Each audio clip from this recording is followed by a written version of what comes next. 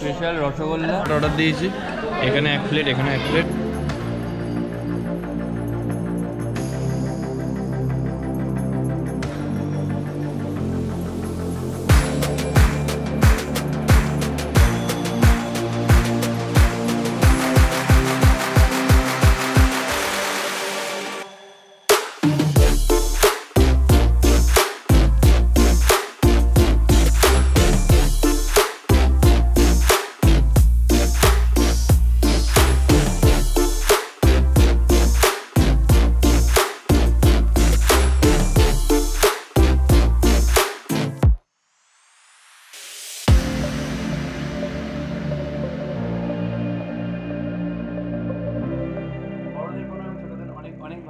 একটা নতুন ভিডিও শুরু করতে চলে যাই। নতুন ভিডিও তোমাদের সবাইকে স্বাগত জানাই এবং সবাইকে সুপ্রভাত জানাচ্ছি।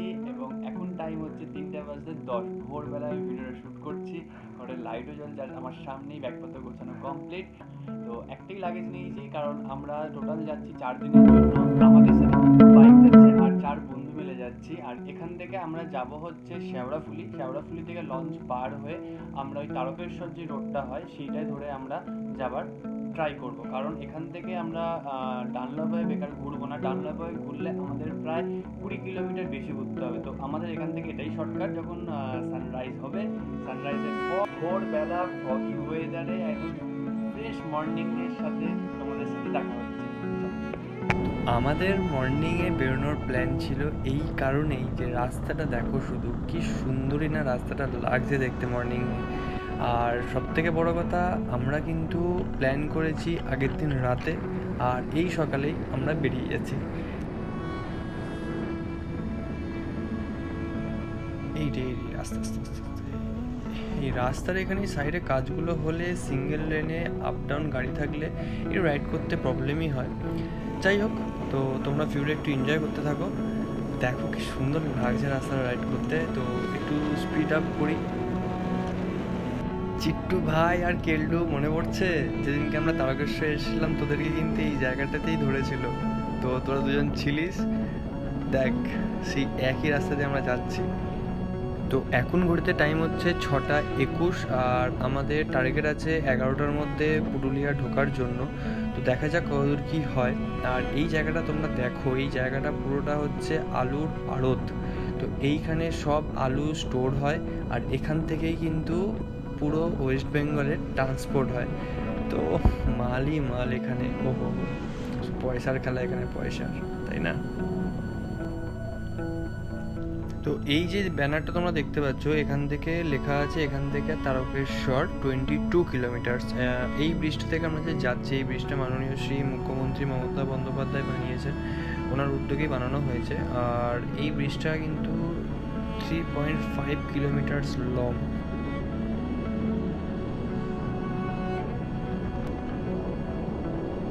দেখতে পাচ্ছ এর নিচে তারকেশ্বর স্টেশনও দেখা যায়।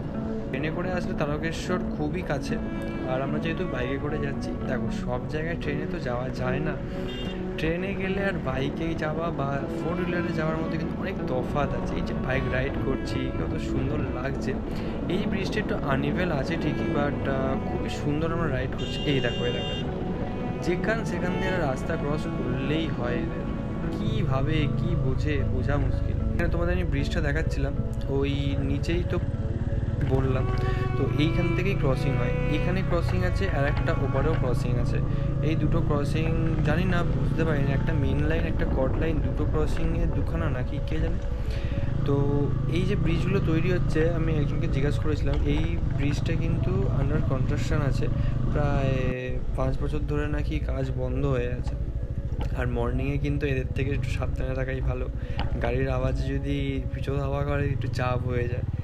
যাই হোক, একটুখানি আস্তে করি, দাঁড়াও ও একটু যাক, তারপরে বাইকটা চালানো যাবে। যাক, চলে গেছে, চলো যাওয়া যাক।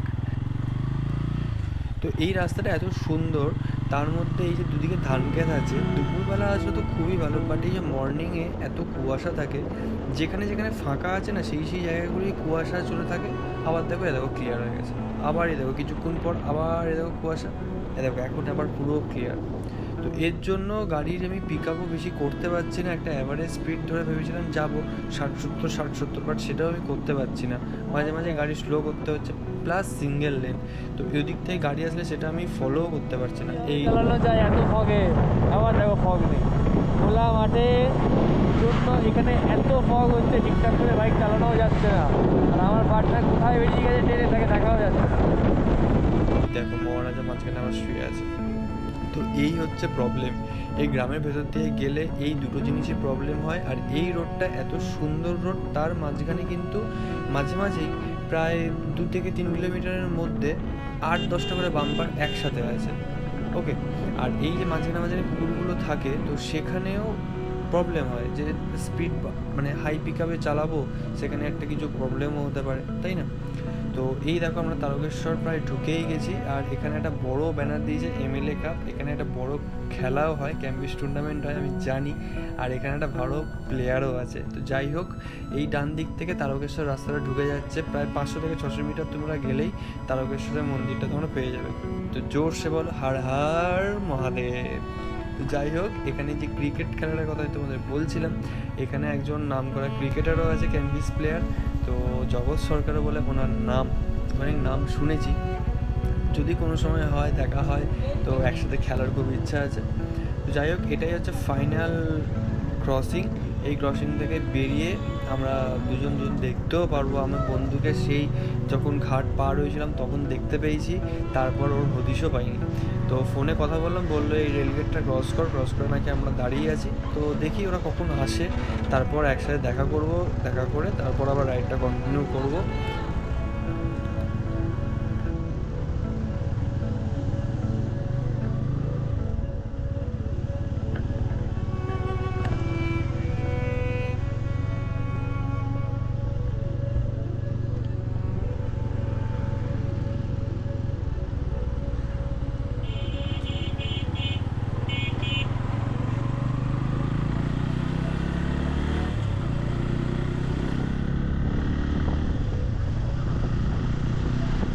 তো ফাইনালি ভাইয়ের সাথে দেখা হয়ে গেছে। এই যে সামনেই ভাই যাচ্ছে থান্ডারবার্ডে। তো পালসার আর থান্ডারবার্ডের মধ্যে প্রবলেমটা হচ্ছে এই বাসগুলোর জন্য এত প্রবলেম হয়, তার মধ্যে এই যে বাম্পারগুলো বলছিলাম, এই যে এরকম বাম্পার, এত সুন্দর রোডের মাঝখানে যে এরকম বাম্পার, আর বাম্পারগুলো কিছু সাদা কালারের মার্কও দেওয়া নেই যে দূর থেকে আমি দেখতে পাবো। এই কিছুক্ষণের মধ্যে 5 থেকে 6টা বাম্পার পেলাম। এই দেখো আবার একটা, মানে 2 থেকে 3 কিলোমিটার আগে বললাম না, 2 থেকে 3 কিলোমিটারের মধ্যেই এত ঘন ঘন বাম্পার। যাই হোক, যেটা বলছিলাম, এই থান্ডারবার্ড নিয়ে এত টেনে বেরিয়ে যাচ্ছে, আমরা তার লিঙ্কই পাচ্ছি না। তো এই যে যেটা হচ্ছে, এই দেখো আবার পুরো ফুল গ্যাং, দেখেছো? তো সেখানে আমরা মানে দুজনে কথা বলছিলাম যে এই যে সিঙ্গেল লেন আছে, এটা যদি ডবল লেন হয়ে যায় না, এখানে আরও শর্ট টাইমে কিন্তু আমরা পুরুলিয়া বা আদার্স কোনো বাঁকুড়ার দিকে গেলে খুব সহজেই আমরা যেতে পারবো, মুকুটমণিপুর। তো যাই হোক, এইখান থেকে আমরা এসেছিলাম, এইখান থেকে এসে আমরা রাইটটা নিয়ে এই দিক দিয়ে আমরা ঘুরে যাব। তো এইখান থেকেও তোমরা আসতে পারো, এদিক থেকে আমরা এখন সোজা যাব।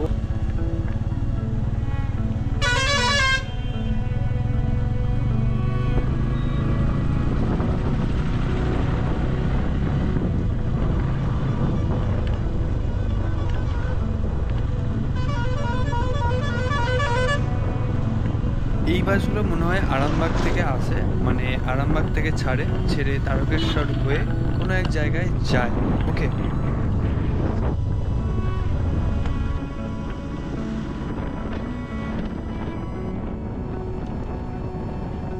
ডান দিক দিয়ে আমরা ন্যাশনাল হাইওয়ে আবার ধরে নেবো। আর এই দিকে ন্যাশনাল হাইওয়েটা কিন্তু সেরা হয়েছে। এরকম হাইওয়েতে বাইক চালালে আর কিছু চাই না, মনে দুঃখ কষ্ট আর ঘোরার যদি মজা তোমাদের পেতে হয়, তো অবশ্যই বাইক রাইড করে আসো, এরকম হাইওয়ে ধরে যাও, মর্নিং রাইড করো, একটা শরীরের মধ্যে কিন্তু আলাদা এনার্জি তোমরা খুঁজে পাবে।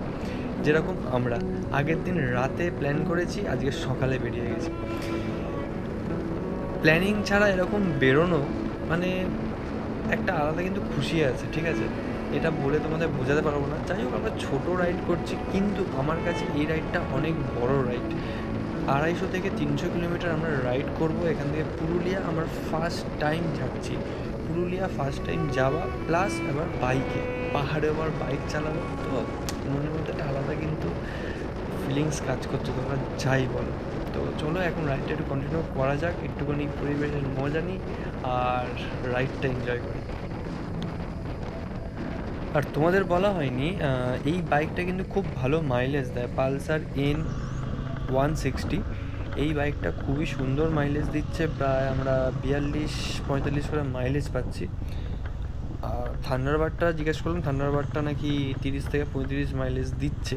তো এই ন্যাশনাল হাইওয়ের এই টোল ট্যাক্সটাও ওপেন এখনও হয়নি, কিন্তু টোল বানানো হয়ে গেছে। যাই হোক, বাইক আর কি, বাইক রাইড করলে টোলের কোনো চিন্তা থাকে না। যতদূরই যাওয়া যাক ওয়েস্ট বেঙ্গলের মধ্যে কোনো টোল তো আশা করি না লাগে বলে, আমার নলেজ নেই। যদি তোমাদের এই টোল নিয়ে কিছু নলেজ থাকে আমাকে একটু শেয়ার করো না, খুব ভালো হয়। তো এত তো আমি বাইক রাইড করি না, যদি বলো তোমাদের একটুখানি সুবিধা হয়, তোমরা বললে আমার জ্ঞানও একটু অর্জন হবে। তো কমেন্ট বক্সে আমাকে অবশ্যই কিন্তু জানিও যে কোন কোন জায়গায় গেলে টোল লাগে, আর ওয়েস্ট বেঙ্গলের মধ্যে কোথায় কোথায় টোল লাগে, ঠিক এই জিনিসটা আমার আইডিয়া নেই। তো চলো এখন রাইডটা এনজয় করা যাক।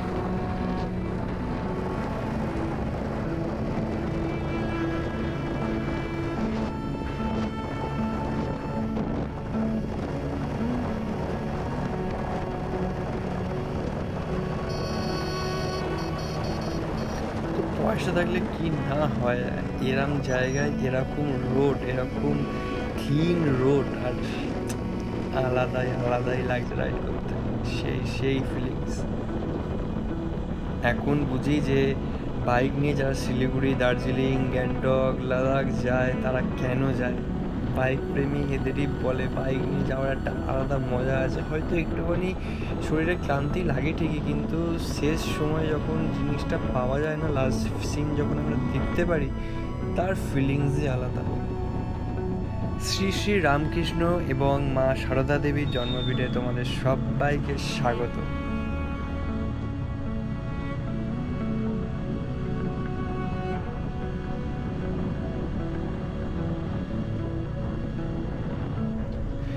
এই ব্রিজটাতে যে যাচ্ছি, এই ব্রিজটা কিন্তু শ্রী শ্রী রামকৃষ্ণের নাম অনুসারেই বানানো হয়েছে। তো এই ব্রিজটা মোটামুটি 200 থেকে 400 মিটারের মতন আছে, ছোট একটা ব্রিজ।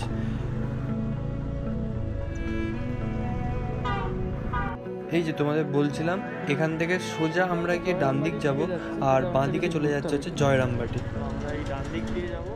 থিঙ্ক এই মোড়টাকে আরামবাগ মোড়ও মনে হয় বলে। এবার গুগলটা দেখতে হবে, গুগলটা দেখা হবে, তোমাদের বলতে হবে। এখন গুগলটা দেখাও সম্ভব নয়।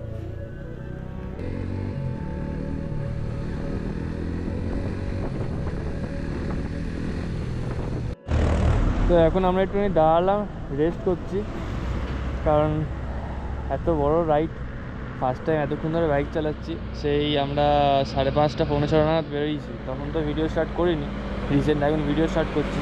আর এখন টাইম হচ্ছে দেখো 8টা। তো ভিডিও স্টার্ট করেছি আলো ফোটার পর, তখন থেকে এখন অবধি রাইড করেই যাচ্ছি। তো মাঝখানে দেখি কোনো জায়গায় ভালো রেস্টুরেন্ট বা চায়ের দোকান পেলে দাঁড়াবো।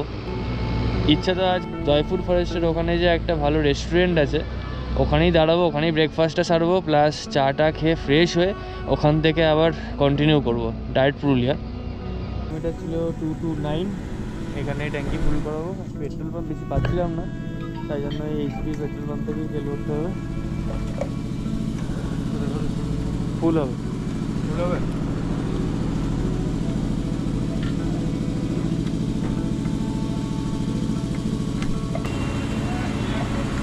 নর্মাল আছে না পাওয়ার দিলে? নর্মাল দিলে না কেন? এটা তো বলে দেবে না আমায়, নতুন গাড়ি কি পুরনো গাড়ি, আমি পাওয়ার ঢালি না এতে।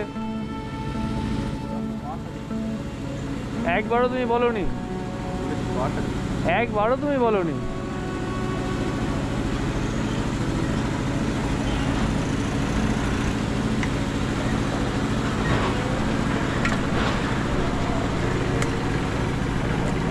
নর্মাল পেট্রোল আমি ঢালি, তুমি পাওয়ার ঢুকিয়ে দিলে। আর এগুলো ইচ্ছা করে আর কিছু নয়।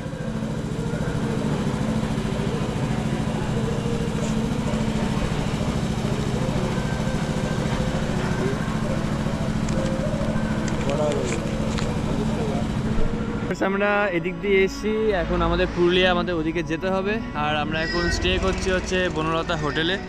আমরা ভেতরে সব ব্যাগটা রেখে এসেছি আর ফ্রেশও হয়ে গেছি। টোটাল আমাদের এখনও অবধি বাড়ি থেকে রাইড হয়েছে 150 কিলোমিটার মতো, বাদ বাকিটা এখনও কন্টিনিউ করতে হবে। এখানে করতে করতে কি সুন্দর এখানে পুতুল দেখা যাচ্ছে, দেখো কত সুন্দর সুন্দর আর্কিটেকচার। দেখো এখানে সুন্দর সুন্দর মাটির পুতুল আছে, আর এখানে দেখো মাটির শঙ্খ। ঠিক আছে, তরকারি কেমন টেস্ট লাগছে ভাই? মোটামুটি অতটা কিন্তু ভালো না। এটা কত নিল? 60 টাকা। আর ওটা কত বলছিল? চানা মশলার নান। তো এটা আমরা অর্ডার দিয়ে দিয়েছিলাম বলে এখন আমাদের এটা নিতে হচ্ছে। ওটা পরে শুনতে পেয়েছি, তখন যখন বললাম ওদেরকে, বলছে অর্ডার দিয়ে দেওয়া হয়ে গেলে একবার ওটা রিফান্ডেবল হবেও না, তোমাদের ফার্স্ট অর্ডারটাই এটা অ্যাকসেপ্ট করা হবে। বনলতা হোটেলের স্পেশাল রসগোল্লা, ওকে, এটা 40 টাকা করে নিল। কি সাইজটা দেখো, ঠিক আছে। আমাদের নর্মাল 10 টাকার যে রসগোল্লা হয়, ও দুটো তিনটে তো হবেই হবে, তাই না? তিনটে হবে। আলু বড়ার রিভিউ কেমন ভাই? আলু বড়া ময়দার বড়া, আলু নেই। এটা তোমার স্টাফিংটা দেখাই, দেখো স্টাফিং কিছু নেই, স্টাফিং এখানে একদম পাতলা হচ্ছে আলুগুলো দিয়েছে, আর এখানে মোটা লেয়ারের একদম ময়দা। মুখে দিচ্ছি না, কিরকম যেন ময়দা খেলে যেরকম হয় না, কিরকম গা গুলানো কেমন একটা লাগছে না? রসগোল্লাটা খেয়ে দেখ ভাই আগে। দুটো যে রিভিউ যা দেখলাম খেয়ে, এক্সপিরিয়েন্স তো খুবই বাজে। এই রসগোল্লাটা টেস্ট করো।